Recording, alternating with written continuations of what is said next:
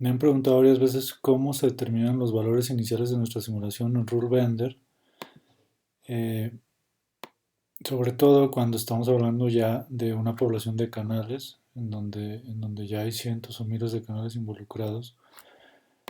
Entonces, en los ejemplos que yo les he puesto, siempre asigno todos los canales a un estado inicial, normalmente sea el estado cerrado. Sin embargo, cuando hay muchos estados, ¿a cuál de todos los estados cerrados se ponen los canales en su estado inicial? ¿Cómo podemos saber esto? Bueno, pues de eso se trata este video.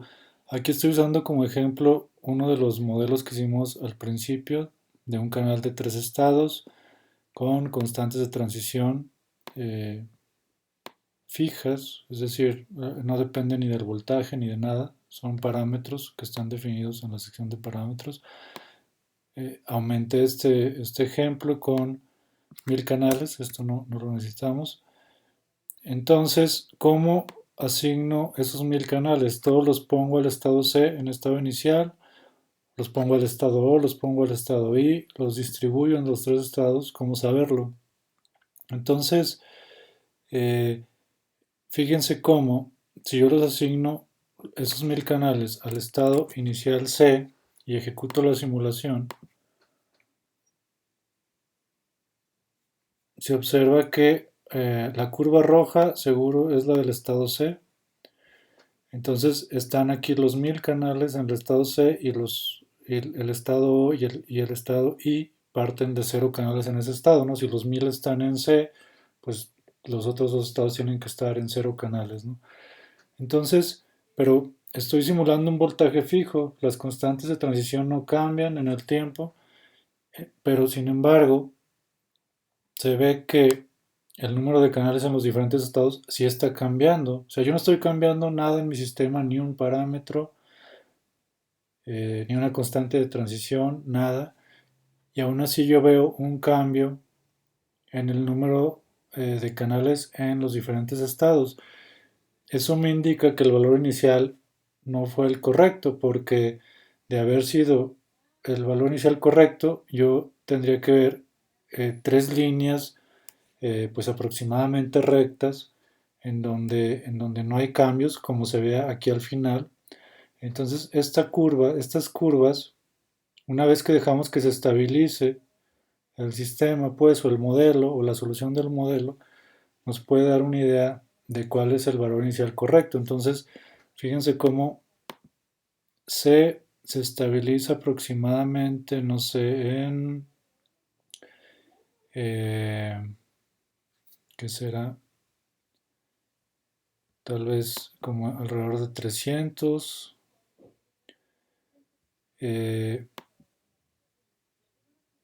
o también, y también. Entonces, podría ser razonable asignar los 1000 entre los tres estados y poner, tal vez, como lo voy a hacer aquí, no sé, 334, 333 y 333. Entonces, por la suma nos tiene que dar 1000 para poder, eh, para poder seguir simulando la población de 1000 canales. Entonces voy a hacer esta simulación otra vez y vean cómo ahora, obviamente hay oscilaciones porque es un fenómeno probabilístico, estocástico, marcoviano, lo que sea, pero oscila alrededor de un mismo valor que es 333, 334. Entonces, este sería un buen valor inicial porque yo no cambié nada y ahora sí veo prácticamente líneas rectas. A diferencia de cuando yo asigno los 1000 a un estado, vamos a hacer ahora el experimento de asignar los 1000 canales al estado I, por ejemplo, todo está constante, no he cambiado nada. Voy a ejecutar esto y vamos a ver cómo la simulación nos va a llevar ahora otra vez, a pesar de que yo empecé con los 1000 canales en el estado I, tenemos el mismo comportamiento que tiende a estabilizarse en 333, 333 y 334 tal vez, o alrededor de esos valores, dividiéndose los 1000 canales aproximadamente entre los tres estados, con el mismo número de canales en cada estado. Y eso tiene que ver precisamente con que tengamos las mismas constantes de transición para todas las transiciones posibles. Entonces, ese valor inicial pues obviamente va a estar dado por los valores de las constantes de transición, que qué estado se favorece más porque la constante de transición es mayor para ese estado. Fíjense cómo si yo hago, voy a poner, no sé, tal vez 0.5 en la constante de transición Kp1 y voy a hacer la misma simulación. Me cambiaron los valores iniciales. Ahora el C se estabiliza, no sé, tal vez en 150 o algo así. Y el estado O y el estado I se estabiliza cerca de 500, pues 400, no sé, 75 eh, aproximadamente. Pero bueno, si hiciéramos la suma de eh, el número de canales en C más el número de canales en O más el número de canales en I, seguiría siendo 1000.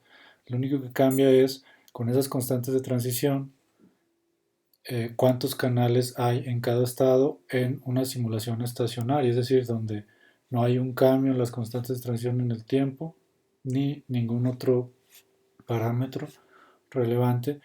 Entonces, cuando se hace una simulación de un pulso de voltaje y se empieza tal vez de un voltaje de -70 y luego se da un brinco a 0, por ejemplo, a 0 milivolts y luego se regresa a -70, entonces hay que hacer primero una simulación a -70 milivolts sin ningún cambio constante, todo el tiempo a -70 milivolts, ver dónde se estabilizan el número de canales en los diferentes estados y después en la simulación del pulso de voltaje asignar ese número en cada estado como valores iniciales de nuestro modelo en nuestra sección de Seed Species.